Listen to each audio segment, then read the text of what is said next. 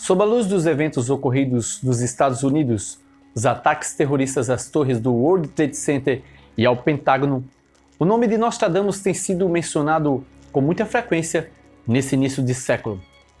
Será a próxima era um período de provações para o homem que poderá vir a ser confrontado com os horrores da guerra e com catástrofes sem precedentes? Só o tempo dirá. Por enquanto, o que podemos e devemos fazer é escutar com atenção as palavras do lendário profeta. Escritas com o mais nobre dos propósitos, as cinturas de Nostradamus não vieram à luz para incutir medo em nossos corações, mas sim para nos alertar sobre problemas que poderemos vir a criar para nós mesmos no futuro. Suas profecias são um alerta sobre o amanhã, e é com base nelas que devemos tentar mudar esse futuro, criando uma perspectiva mais otimista para os nossos filhos e netos que herdarão o mundo nos anos por vir. Com fé, moderação e bom senso, é possível que ainda tenhamos tempo para impedir a inexorável marcha da humanidade rumo à destruição.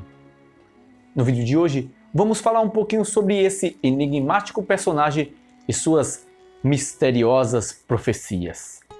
Como de costume, eu peço que deixe seu like. Isso é muito importante para o nosso canal.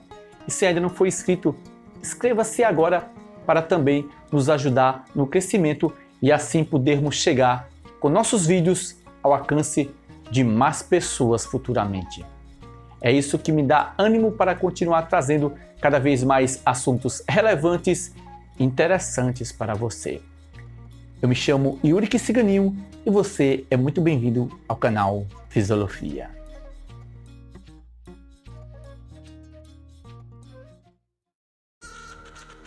Que surpresa nos revela o futuro!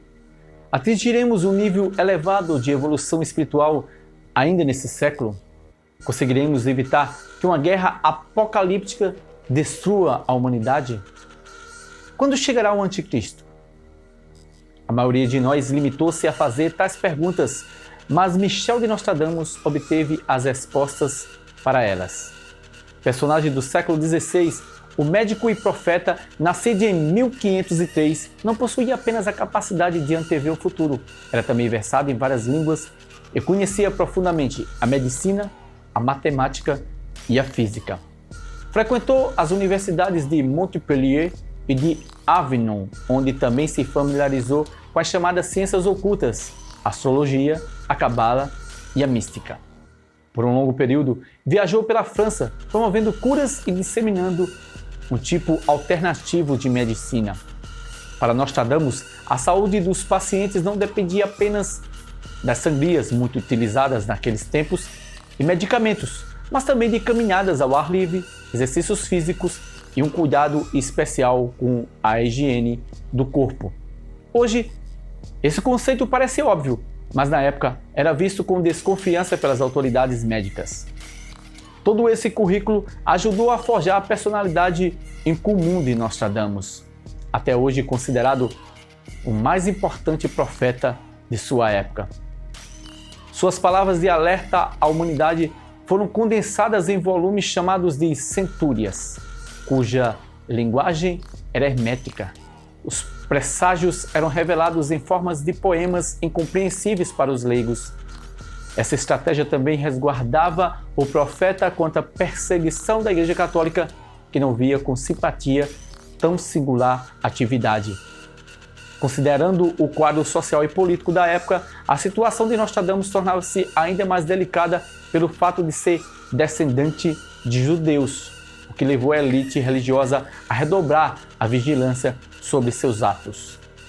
O que poucos sabem é que por volta de 1531, Nostradamus casou-se com uma mulher de nome ainda incerto, provavelmente Henriette du Cruz, e teve 2 filhos com ela. Em 1537, sua esposa e seus 2 filhos morreram precocemente em razão de uma grave enfermidade, provavelmente causada pela peste negra. Após perder sua recém-formada família, Nostradamus passou a fazer viagens por vários países do continente europeu, aprofundando seus conhecimentos sobre magia. Conta-se que, nessa época, começou a antever o futuro. Certa vez, ao ficar diante de um monge, Nostradamus seria caído de joelhos e beijado fervorosamente a mão do asceta. Suas palavras? O Papa eu vejo.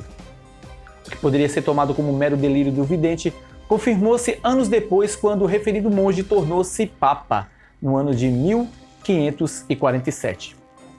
Porém, essa informação não parece ser verdadeira, vista que eu fiz uma rápida pesquisa e logo descobri que não existe nenhum Papa que assumiu o papado nesse ano específico, e principalmente que tenha sido monge. Indo mais fundo, eu descobri que desde 1503, ano do nascimento de Nostradamus, até 1566, ano de sua morte, 11 papas assumiram o pontificado, e nenhum deles fora monge antes de se tornar papa. E outra, o último monge daquele tempo a se tornar um papa, da época em que Nostradamus viveu, foi o beato Urbano V, que assumiu o papado em 28 de dezembro de 1362 e morreu em 19 de setembro de 1370, ou seja, mais de 130 anos antes do nascimento de Nostradamus. Depois desse, o outro papa que também foi monge no ano de 1800. Isso significa que Nostradamus nunca conheceu nenhum monge que tenha se tornado papa.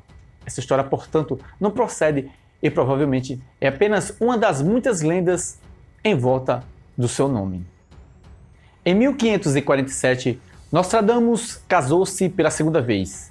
Até o fim de sua vida passou a conciliar as funções médicas com o estudo da magia, do qual nunca se afastou. Foi nesse período, precisamente a partir de 1550, que o conteúdo das Centúrias foi escrito. Sendo homem do século XVI, Nostradamus não dispunha de vocabulário suficiente para descrever muitas das maravilhas que anteviu, como submarinos, os satélites artificiais, os aviões e automóveis, que na época não eram sequer idealizados pelo homem. Por razões já explicadas, o mago esquivou-se de ser excessivamente explícito em suas revelações para dificultar o acesso do homem comum às previsões. Nostradamus escreveu suas profecias numa mescla de idiomas. As revelações sobre as datas dos futuros eventos eram indicadas na forma de complexos jogos de palavras e assinalados por meio de indicações astrológicas. Em função disso, as Centúrias vêm sendo interpretadas por muitos estudiosos ao longo dos séculos, e há polêmica sobre seus verdadeiros significados. Pelo mesmo motivo, muitos eventos por ele profetizados não puderam ser detectados pelo homem, exceto quando já era tarde demais. Quando o mago faleceu no ano de 1566, seu nome já era muito conhecido junto à elite da época. Nostradamus havia se tornado uma espécie de consultor dos poderosos e conseguindo bastante fama. Inclusive, sempre que era consultado, ele costumava se vestir com indumentárias condizentes com sua profissão. Por isso, em todas as ilustrações feitas na época, Nostradamus sempre aparecia envolto em túnica e portando um pontudo chapéu de bruxo, uma estratégia teatral que ajudou a conferir peso à sua obra. Depois de sua morte, as famosas quadras redigidas pelo profeta finalmente foram compiladas por um de seus discípulos, que organizou as previsões do mestre em ordem cronológica. Esse foi o trabalho que serviu de base para todos os futuros estudiosos das profecias de Nostradamus. No entanto, sabe-se que pelo menos 2 de suas centúrias não chegaram a ser publicadas na época. Suspeita-se que o conteúdo era polêmico demais e que poderia suscitar atritos com a Igreja Católica. Dentre todas as previsões de Nostradamus, as mais sombrias referem-se a 3 anticristos, homens destinados a mudarem o curso da história e que no futuro seduziriam o povo com palavras mentirosas.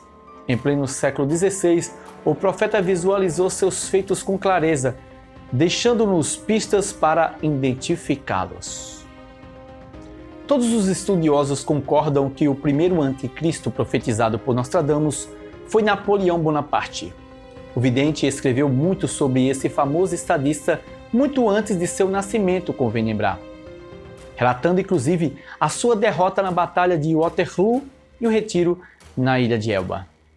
Também não resta dúvida sobre a identidade do segundo anticristo, Adolf Hitler. Aqui Nostradamus chamou de o grande orador e de o jovem Nero. O mago anteviu até mesmo a utilização dos temidos fornos nazistas usados pelos homens de Hitler para incinerar prisioneiros nos campos de concentração. Em algumas quadras, Nostradamus refere-se a um certo personagem identificado como Richter. Embora os analistas das centúrias não concordem unanimemente tratar-se de Hitler, seja como for, a exatidão das palavras do profeta sobre eventos que só ocorreriam muitos séculos após sua morte é simplesmente impressionante. Mas, e quanto ao terceiro anticristo? Quem será o próximo déspota que lançará a humanidade numa era de sombras caracterizada pelo grande número de perdas humanas e pela discórdia? Nostradamus parece sugerir que esse enigmático personagem conduzirá o mundo à Terceira Guerra Mundial. O conflito deverá durar muitos anos e é provável que ocorra ainda na era atual. Para concluirmos, um dado importante. Embora tenha se tornado famoso como autor de inquietantes profecias, Nostradamus acreditava na possibilidade de se alterar o futuro. Para o mago, as centúrias deveriam ser encaradas como um aviso para a humanidade. Profundamente religioso, ele sabia que contamos com o privilégio do livre-arbítrio que sempre nos permitirá construir um amanhã mais promissor e menos sombrio. Nunca é tarde para começar a construir um futuro melhor. Os mais beneficiados seremos nós mesmos. Na próxima semana, eu vou trazer uma continuação desse vídeo. Mostrarei algumas profecias concretizadas de Nostradamus e também algumas previsões para o futuro da humanidade, inclusive as visões apocalípticas para esse século. Se você gostou do vídeo de hoje, não se esqueça de curtir e, por favor, se ainda não for inscrito no canal, inscreva-se agora para não perder os vídeos futuros. Até a semana que vem, fique com Deus, valeu!